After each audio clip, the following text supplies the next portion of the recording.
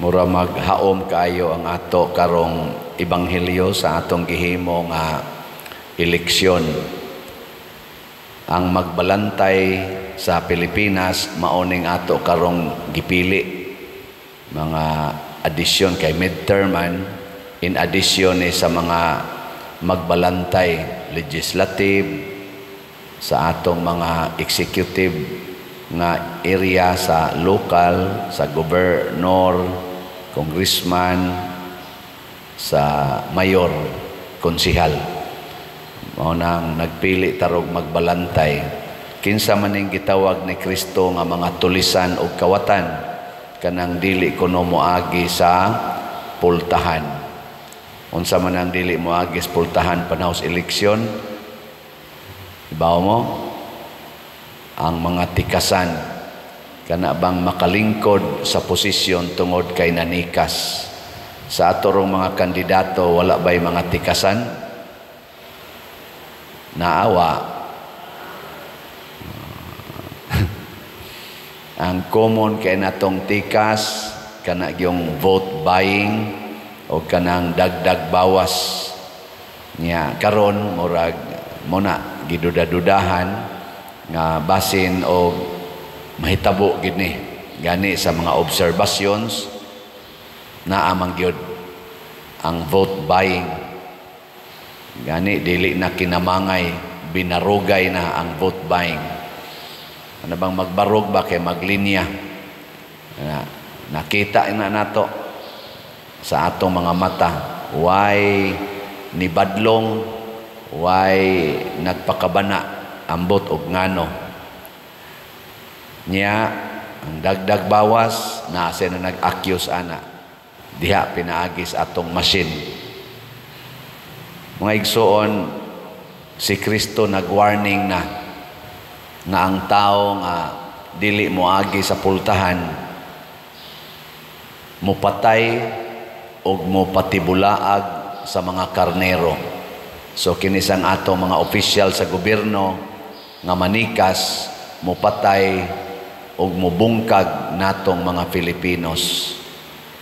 Sa Team Marcos o Team Duterte, hain kaani nila ang naghiusa sa atong mga Filipinos. Team Marcos o Team Duterte. Atong iampo nga ang mulusot unta karon kana gyung muhiusa sa mga Pilipino. Munang niingon si Jesus, ako ang pultahan. Kinsa man si Jesus, ang kamatuoran. Matud pa niya, I am the truth. I am the life. Munang kining mga kandidato nga mga pro-life o pro-truth, mauni sila ang atong manluluwas sa atong nasod.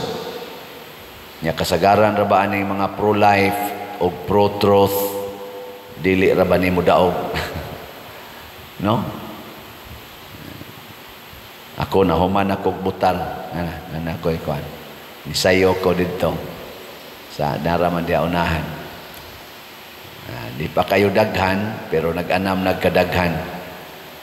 Nag-ampo ko nga ingon ko nga karon ang katawhan gitagaag higayon nga mopili.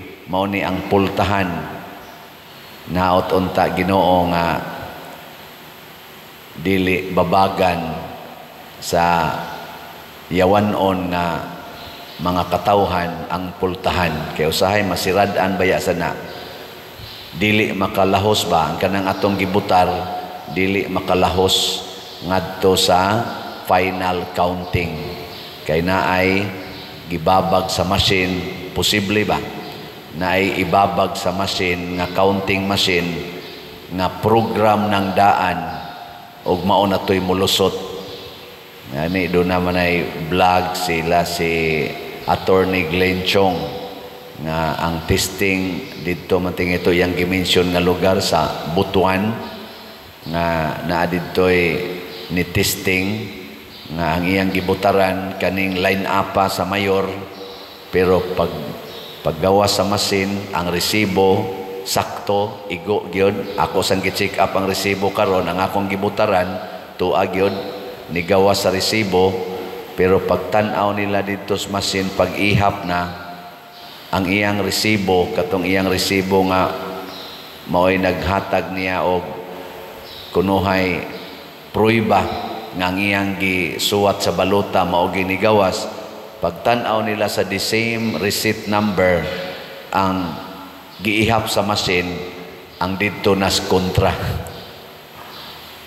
Nya iya na sang giusab, tagaan siya og another ballot, testing ballot, number 9 mantog number 10 ang gisulti ni Attorney Glenchong. Ang number 10 iya nagyong gi-overvote niya kay para dili na maihap. Ang mayor mo iyang gi-overvote, duha ka mayor ang iyang gibutaran kay og ma-overvote ka di man na ipon. Nya ang iyang konsihal maura gyapon, murag maura man tingali gyapon to. Pag resulta ko no, gibutangan sa masin nga overvote. So dili siya maihap ang mayor, pero ang konsihal okay ra. Karon kay pag check na sad nila sa actual gyud nga giihap sa masin, wa may overvote dito. Ang kontra ra man gyapon mo unaan ngangan. Nanggahimo sila og himo siya og petisyon ngadto sa Comelec. Kadto usara to ka machine.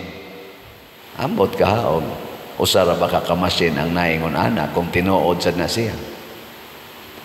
Muna magampo ta sa Ginoo kay ang Ginoo gamhanan man gyud.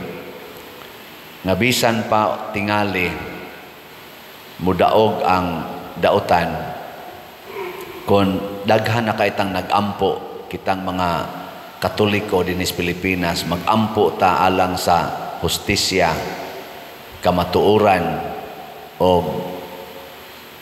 katarungan sa atong kaangayan, sa atong katilingban, ihatag sa Ginoo kay siya may pultahan, ihatag niya basin dili niining paagiha. Kaya kining paagiha nga eleksyon, posible mang matikas, basin, iagi sa Ginoo sa laing paagi. Iya na pareha bitaw sa una, ang mga kadto mga Israelita, di na sila kaagi sa dagat, kay Red Sea, mga lumo sila sa dagat, wa na sila iagianan, unya kung muatras po sila sa dagat, atubang sa sila sa mga sundao ni Paraon, mahurot sa sila kamatay kung ilang makig-away sila. Pero ang Ginoo mo inihimugdan, iyang gibuak ang dagat og niagi sila.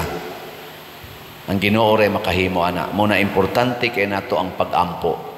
Kay bisan ang mga tikasan mahilis ra na sila pinaagis pag-ampo sa Dios non nga pamaagi.